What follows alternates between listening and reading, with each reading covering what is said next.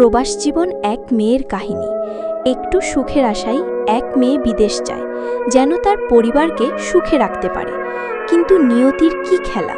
মেয়েটা জানত না যে বিদেশ যাওয়ার পর সে তার জন্মদাত্রী মাকেই দেখতে আর পারবে না, আর কখনো কথা বলতে পারবে না, আর কখনো মা বলে ডাকতে পারবে না।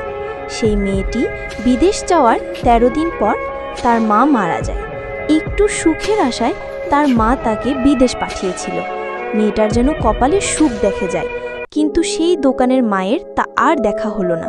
আর মেয়েটাও বিদেশ গিয়ে ভালো কাজও পেল না, অনেক কষ্টের দিন জীবনযাপন করলো। তারপর ৬ মাস পরে কাজের সন্ধান পেল, কিন্তু তার ফ্যামিলির মানুষ তাকে বুঝতো না, শুধু টাকার টাকা টাকা। না দিলে তার সান্ত্বনাদের সাথে কথা বলতে দিত না। তার স্বামী টাকা না দিলে তার শাশুড়িও অনেক কথা শোনাতো। ছেলে মেয়েদের যেন তারা টাকার জন্যই সব কিছু করতে পারে, কিন্তু তার ছেলেকে কিছু বলতো না। সব দায়িত্বই যেন ছেলের বইয়ের। মেয়েটা প্রবাসে গিয়ে আছে, না খেয়ে আছে, তাকে জিজ্ঞাসা করার মতোও নাই। আত্মীয় স্বজন আছে, শুধু টাকার জন্য কথা বলে। যখনই টাকার দরকার হয় তখনই মেয়েটাকে খোঁজে। প্রবাসের জীবন যে কত কষ্টের, এটা শুধু একমাত্র প্রবাসীরই জানে। তাই সবাইকে বলি, প্রবাস